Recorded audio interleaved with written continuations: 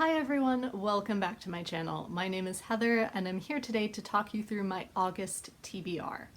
I've kept it kind of simple and ultimately based on a lot of the suggestions that you gave me on my reading decisions video, I decided the best thing to do would be to try and start September with a clean slate.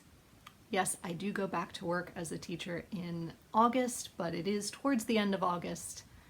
Really the only days that I'm really teaching are the last 4 days. So I think I can manage this in that time. There are 2 books that I don't have physical copies of, so I'll start with those. First of all, I'm adding to this list The Trouble with Mrs Montgomery Hurst by Katie Lumsden, which I pre-ordered and it's on its way to me. In fact, I think it arrived today. So I will be adding that to my August TBR. Katie is a wonderful booktuber herself, one of the hosts of Victober and Jane Austen July. I really liked her first book, The Secret of Heartwood Hall, so I'm always happy to support a fellow booktuber. This one might be Regency or Victorian, I'm not sure. There's still a mystery element, but it sounds like it's a bit lighter than The Secrets of Heartwood Hall, so we'll see if I'm correct. Also, I anticipate a hold coming in for me from Libby, which is Anna Maria and the Fox by Liana de la Rosa. And this is a historical romance book which follows Anna Maria, who is one of several Luna sisters, because there is a second book in the series that was released recently. But Anna Maria is sent from Mexico to London, I believe, in the 1840s-ish, to escape the French occupation of Mexico. And while she is there, she falls in love with the Fox. And there could be espionage involved, definitely romance, like I said. And honestly, I know that the French did occupy Mexico for a while, but that's about it. They never teach you more than that in history class. So I'm excited to kind of explore that period of history as well. Next, for my non-fiction book for the month, I decided to pick up How to Be a Victorian by Ruth Goodman. Yes, it's a bit early for this, but every Victober I say I'm gonna add this to my Victober TBR, and then I never get around to it, because let's face it, Victorian novels tend to be huge, and October tends to be a busy time in the school calendar. Conferences, open house, all that good stuff. So I thought, why not read it now when I'm craving Victorian literature and when I actually have the time? I love Ruth Goodman as a historian, and Marissa of Blatantly Bookish bought this for me as a Christmas gift or a birthday gift at least a year ago, if not more than that. I have been shamefully slow in getting to it, so I'm going to make the time. Speaking of Victorian novels, I will be getting through one Victorian novel definitely this month, which is Our Mutual Friend by Charles Dickens. I haven't been following along with Katie Lumsden's Mega Dickens Readathon because for most of the year I don't have time to delve into massive Dickens novels, and others I had already read before. This is one that I have been meaning to read for ages, that everyone raves about, and once again, I would actually have the time to read it. So hopefully I get through this month. I really don't know much about it.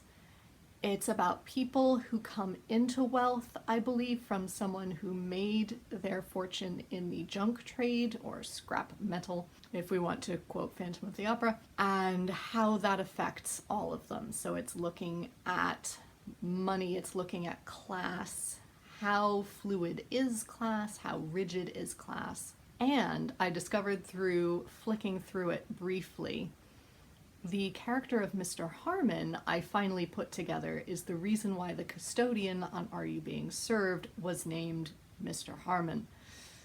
Well, there was Mr. Mash as well. But for a show that I've been watching since I was 9 or 10 years old, I finally made that connection, and I love that. The other 3 books are part of me creating a clean slate for September when things really ramp up and getting things off my TBR.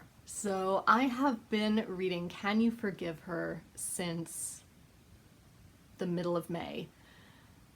Mainly listening to it on audiobook when I was working in May and June, and I made decent progress with it. I'm about 2/3 of the way through, so I really want to finish it because I'm really enjoying it.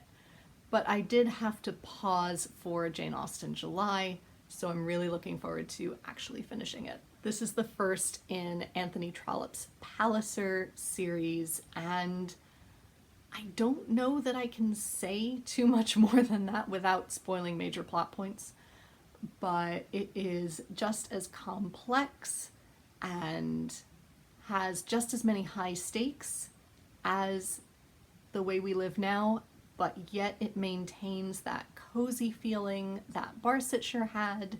I'm becoming the biggest Trollope fan, let's just face facts.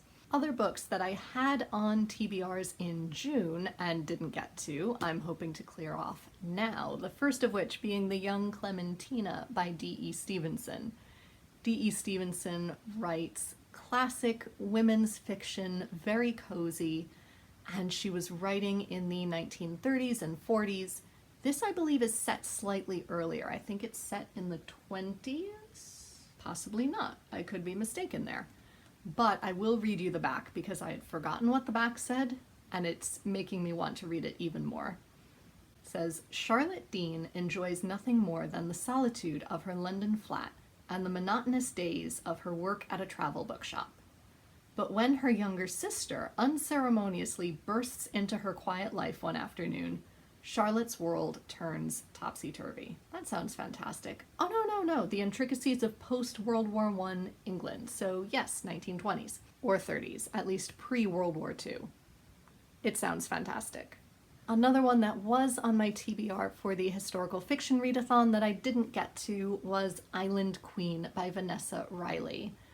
And this tells the true story of, what was her name? Dorothy Kirwan Thomas, who was a free black woman. She started out as a slave, somehow gained her freedom, and became one of the major landowners in the Caribbean in the 1700s, I want to say? Yes, 18th century. So that sounds fantastic, and I need to find out more about this person. So those are all the books that I'm going to hold myself to read in August. If perhaps I have the time, I might also want to clear off other books from the historical fiction readathon, like The Eighth Life by Nino Rashvilishvili, I think, or The Wild Rose by Jennifer Donnelly, but these are both massive books, so I'm not going to hold myself to get to those. Maybe, perhaps, if I have the time, I might read them as well. But I'm going to stick to just the books that I mentioned so far as definites. Let me know down below if you have read any of these and loved them. Don't let me know if you didn't love them just yet. Wait for my August wrap-up, then we can have a chat about it. Or let me know what you are really excited to pick up in August, and I'll give you my opinions if I've loved any of them. And until next time, be safe, be well, and happy reading. Bye everyone.